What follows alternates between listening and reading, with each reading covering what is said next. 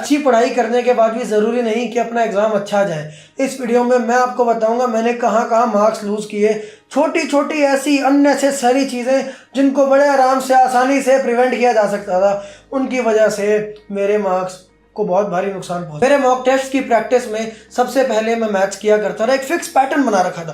पहले मैथ्स करनी है, फिर केमिस्ट्री करनी है, बचे हुए टाइम में फिजिक्स करनी है। मैथ्स को मैं 45 से 50 मिनट में ख़त्म कर देता था, केमिस्ट्री उसमें आधा घंटा 35 मिनट कभी कभी 25 मिनट भी लग जाते थे, बाकी बचा हुआ टाइम फिजिक्स को जाता था। मेरी जेईई मेंस की प्रिपरेशन अच्छी थी, मैंने बहुत सारे टेस्ट दिए थे, हर वीक 2-3 टेस्ट मैं दे रहा था रेगुलरली, और मेरा बल्कि काफ़ी अच्छा मैथ्स भी हो गया था, काफ़ी अच्छा केमिस्ट्री में भी कमांड था, फिजिक्स में भी ठीक आ रहे थे, 80-85 आते थे। ये मैं बात कर रहा हूँ 120 में से, और मैथ्स में मेरे 110-105 आ जाते थे। और हैरानी की बात है कि 45 मिनट्स से लेकर 50 मिनट्स के बीच में मेरा मैथ्स हो जाता था। फिर मेरी फिजिक्स ना कुछ वैसे ज़्यादा अच्छी थी। देखो क्या हुआ कि थ्रू आउट मैं जेईई एडवांस के हिसाब से पढ़ता रहा और एकदम से जेईई मेंस टपक गया। हमारे टाइम पर 2016 में 2-3 अटेम्प्ट नहीं होते थे, एक ही अटेम्प्ट होता था अप्रैल के महीने में पहले वीक में ऑफलाइन। अनफॉर्चुनेटली 2016 वो लास्ट ईयर था जिसमें जेईई मेंस में बोर्ड के भी मार्क्स लगते थे रैंक कैलकुलेट करने के लिए। मेरी रैंक 1514 आई, जिसमें फिजिक्स में मार्क्स थे केवल 72 आउट ऑफ 120, केमिस्ट्री में 82 और मैथ्स में 100। ये मैं बात कर रहा हूँ 120 में से। हमारा पेपर 360 नंबर का होता और 90 क्वेश्चंस वाला, जिसमें सारे क्वेश्चन एमसीक्यू होते थे, इंटीजर टाइप वगैरह नहीं एग्जिस्ट करता रहा। प्लानिंग किस तरह की जाती है ये दिखाने के लिए मैं आपको अपनी डेट शीट दिखाना चाहता हूँ। ये सारे एक्सपीरियंसेस एक इंसान की ज़िंदगी में एक ही बार होते हैं, गलती अगर हो जाए तो उसको ठीक करने का मौका नहीं मिलता, इसलिए यू मस्ट नो कि एग्जैक्टली मेरी डेट शीट क्या थी। मार्च के महीने में हमारे एग्जाम्स बोर्ड के शुरू हुए थे। आप देख सकते हो डेट शीट में कि 14 तारीख तक तो हमारे जो है ढंग के पेपर हो रहे हैं, फिर भी 1 मार्च से 14 मार्च तक। इसके बाद 2 फर्जी एग्जाम हैं, namely computer science and physical education. Computer science और फिजिकल एजुकेशन का मेरा पढ़ने का कोई प्लान नहीं था। कंप्यूटर साइंस में मैं केवल पास होना चाहता था, और फिजिकल एजुकेशन में तो बिना पढ़े 1-2 दिन पढ़ के ही हमारे अच्छे मार्क्स आ जाते हैं, और ऐसा ही हुआ। कंप्यूटर साइंस में मेरे 23 आउट ऑफ 70 मार्क्स आए, और फिजिकल एजुकेशन में मेरे 95 आउट ऑफ 100 आए, जिसके थ्रू मैंने अपने 94.8 इन टोटल सिक्योर कर लिए परसेंट बोर्ड में टॉप 5। 14 के बाद ये 26-28 के एग्ज़ाम्स थे, इनके लिए मैं पढ़ तो नहीं रहा था पर इनसे डिस्ट्रैक्टेड ज़रूर था। साथ ही पिछले महीने ये जो बोर्ड के एग्ज़ाम्स थे, एनीवे मतलब इन एग्ज़ाम से कोई दिमाग का विकास तो होता नहीं। पीछे मेरा जेईई की प्रिपरेशन में इंटरप्शन आ गई थी, उससे पिछले महीने फरवरी का महीना यानी कि उसमें भी बहुत थोड़ी सी बोर्ड की प्रिपरेशन और साथ में बोर्ड के प्रैक्टिकल, और वो जो बहुत ही ज़्यादा दिमाग को शार्प करने वाला प्रोसेस होता है, यानी कि फाइल्स बनाना और नोटबुक्स बनाना। प्रदीप, नरेश, दिनेश, सुरेश, महेश इन किताबों से कॉपी करके उन सब में मेरा काफ़ी ज़्यादा टाइम का सदुपयोग हो। अप्रैल के पहले वीक में जेईई मेन का एग्ज़ाम आ जाता है। अब ये जो 10-12 दिन या हफ्ता 2 हफ्ते बचे थे ना, इनमें मैं टेक्निकली बहुत ढंग से पढ़ नहीं पाया, और क्योंकि मैं फिजिक्स को अपना स्ट्रॉन्ग सब्जेक्ट समझता था, मैंने उसको बिल्कुल भी ध्यान नहीं दिया, और ये एक बहुत बड़ा रीज़न था कि मेरे फिजिक्स में जेईई मेंस में फाइनली कम मार्क्स आए। 10-12 दिन जब मैं पेपर को फिजिक्स वाले को हाथ नहीं लगाऊंगा, मैं सिर्फ मैथ्स केमिस्ट्री के 1-1 घंटे के मॉक टेस्ट देता था कि उस सब्जेक्ट का निकाल के दे दिया। फुल टेस्ट होता था पर उस सब्जेक्ट, उस कारण से फिजिक्स का मेरा टच छूट गया। जब मैंने फाइनली जेईई मेंस के अंदर जाके फिजिक्स का पेपर अटेम्प्ट किया तो ऐसा लग रहा था कि ये कौन सा पेपर है और कौन सा सब्जेक्ट है, ये भी अजीब लग रहा था उसको अटेम्प्ट करते हुए भी। और मैं आपको अब एग्जाम हॉल के अंदर क्या हुआ, क्या क्या गलतियां हुई ये बता। मेरी मैथ्स अच्छी थी, मैं आपको ये नहीं कह रहा कि मैथ्स से शुरू करो, आप अपना ढूंढो। बहुत सारे लोग, इनफैक्ट मैक्सिमम लोग केमिस्ट्री से शुरू करते हैं। मेरा अगर आप जानना चाहोगे, मैं पहले मैथ्स करता रहा, फिर केमिस्ट्री, फिर फिजिक्स, और वही बात करूँ अगर मैं एडवांस की तो पहले फिजिक्स करता रहा, फिर केमिस्ट्री और फिर मैथ। ऐसा इसलिए क्योंकि आपकी अगर फिजिक्स जेईई मेन की अच्छी है तो ज़रूरी नहीं कि जेईई एडवांस की अच्छी हो, and same goes for maths and same goes for chemistry. अब भाई मैं मैथ्स अटेम्प्ट कर रहा था, मैथ्स मेरे से हो रही थी क्वेश्चन आफ्टर क्वेश्चन, क्योंकि क्या होता है शुरुआत में मेरा आइडिया ये रहता है कि क्वेश्चन अटेम्प्ट करो, वो करो जो हो रहे हैं, ताकि थोड़ा सा आत्मविश्वास बढ़े। अगर मान लो कोई क्वेश्चन नहीं हो रहा, देख के लग रहा है कि शायद ना हो, तो ऐसा लगेगा कि यार एग्जाम के अंदर फाइनल जब जेईई मेन या तुम्हारा एनटीए हो गया, एनटीए जो क्वेश्चन हम पे फेंकता है, ऐसा मन में दूषित विचार आता है कि शायद जो भी क्वेश्चन एनटीए हमको देगा वो नहीं होगा।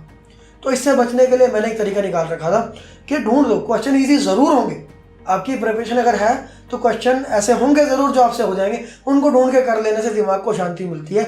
और आगे फिर जो शुरुआत में क्वेश्चन नहीं हो रहा था ना, क्योंकि कहीं ना कहीं डिस्ट्रैक्टेड होते हैं, कहीं ना कहीं एग्जाम हाई स्टेक्स का है, तो जब हम ये आत्मविश्वास प्राप्त कर लेते हैं कि ऐसा कुछ नहीं कि एनटीए जो क्वेश्चन देगा वो होंगे ही नहीं, तो तब हम वो क्वेश्चन भी कर पाते हैं जो फर्स्ट गो में नहीं हो रहे थे।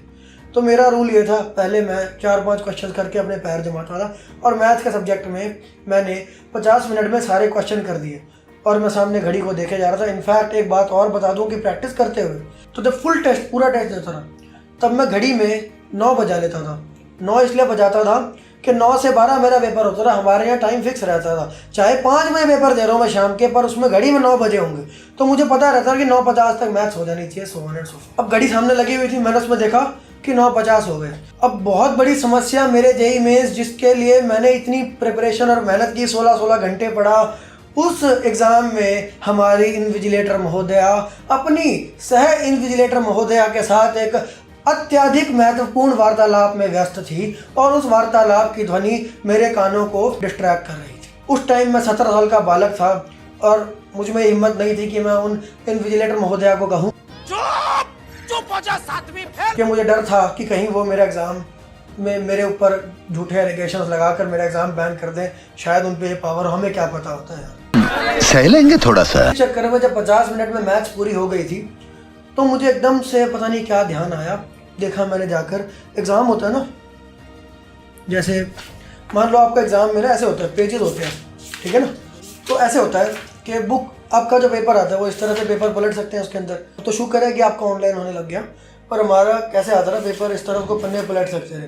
पन्ने पलटते थे तो यहाँ पर बीच में ऐसे एक पार्टीशन बना होता है ना, कुछ क्वेश्चन यहाँ, कुछ क्वेश्चन यहाँ, ऐसे कॉलम वाइज होता है। तो एक सेक्शन मुझे एहसास हुआ कि छूट गया, मैंने मुड़ के गया फ़ौरन और जाके उस सेक्शन को किया और देखा कि मेरा 1 घंटा 5 मिनट में फाइनल मैथ्स कंप्लीट हुई और मैं इस चक्कर में थोड़ा सा पैनिक कर गया।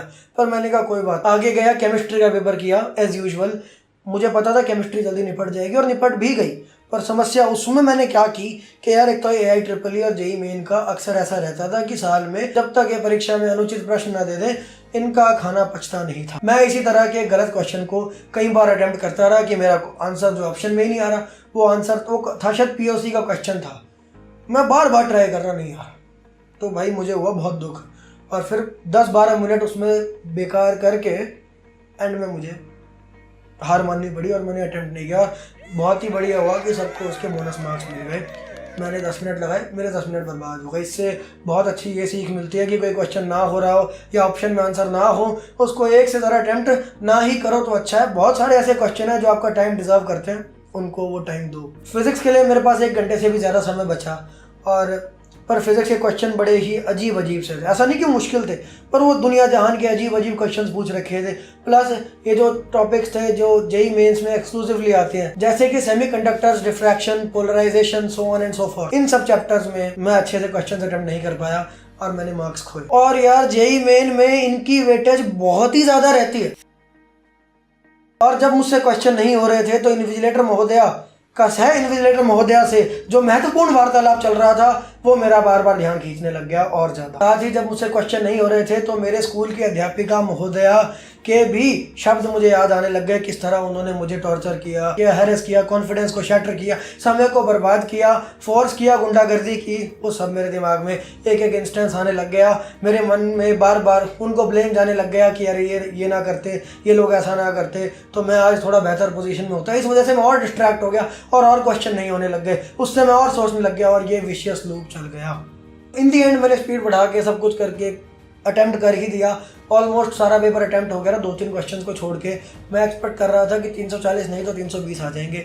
मैं बाहर गया, मेरे पापा ने मुझसे मार्क्स पूछे, मैंने यही बताया कि इस रेंज में आ जाएंगे। और फिर घर जाते जाते होता है ना कि अपने दोस्तों से बात करते हैं फ़ोन पे, ये क्वेश्चन वो क्वेश्चन, और पता चलता है ओ ये मेरा गलत हो गया, ये मेरा गलत हो गया। तो धीरे धीरे ऐसे मेरे 320 से 305 मैंने कहा चलो कोई बात नहीं। फिर मेरे 305 से तो 290 हो गए, कोई बात नहीं। फिर शाम को 5-6 बजे तक की आ गई, जो अनऑफिशियल की होती है, जो कोचिंग इंस्टीट्यूट्स डाल देते हैं, और उसके हिसाब से मेरे 264 बन रहे थे। फिर 2-3 कीज और आई तो एंड में 255 हो गए और मैं उससे बहुत ज़्यादा उदास हो गया। उदास होकर मैंने अपना और बहुत ज़्यादा टाइम वेस्ट किया। जेईई मेंस और जेईई एडवांस के बीच में 50 दिन का गैप होता है, उसमें मैंने बहुत टाइम वेस्टेज की। उस टाइम में क्या हुआ, अगर ये आप जानना चाहते हैं तो ज़रूर हमें कमेंट्स में बताएं, we will get you that video. तो उसके लिए इस चैनल को सब्सक्राइब करके रखें। फाइनली मेरे जेईई मेंस में 254 मार्क्स। मैं चाहता हूँ ये जो मैंने गलतियाँ की ये आप ना दोहराओ, इसलिए मैं आपको सोल्यूशन भी प्रोवाइड कर रहा हूँ। आपको रेगुलर मॉक टेस्ट देना है, रेगुलर मॉक टेस्ट दें, किसी सब्जेक्ट का टच ना छोड़े। फॉर्मूलाज और इन सब चीज़ों को रिवाइज करें। जो जेईई मेंस के एक्सक्लूसिव टॉपिक्स हैं इनको भी अपना ध्यान दें और अपनी मेंटल हेल्थ का ध्यान रखें। अपने इमोशंस को कैसे काबू करना है ये सीखें ड्यूरिंग योर जेईई प्रिपरेशन। यही तो हाई स्ट्रेस का समय है, अभी नहीं सीखोगे तो कब सीखोगे। यह वीडियो जेईई की best selling book dominate JEE के chapter my ultimate JEE mains attempt से ली गई है। इस किताब का ऑथर मैं हूँ। इस किताब की ई बुक अमेजोन पर 247 रुपीज़ की अवेलेबल है, पर वो सेम ओरिजिनल ई बुक अगर आप नीचे दिए गए लिंक को प्रेस करेंगे आपको फ्री ऑफ कॉस्ट प्रोवाइड होगा। मॉक टेस्ट रेगुलरली दो और उनका एनालिसिस करो। एनालिसिस कैसे करना है अब मैं इस वीडियो में सब कुछ बता दूंगा तो बहुत लंबी वीडियो हो जाएगी, इसलिए मैं वो आगे आने वाली वीडियोस में बताऊंगा। आपको मैं एक टास्क देता हूँ, इस वीडियो से आपने जो भी सीखा उसकी समरी आप कमेंट्स में लिखें। अगर इस वीडियो से आपको फ़ायदा हुआ हो तो वीडियो को लाइक करें और चैनल को सब्सक्राइब करें आगे आने वाली वीडियोज़ के लिए। बहुत बहुत धन्यवाद। वाह जिंदल जी वाह।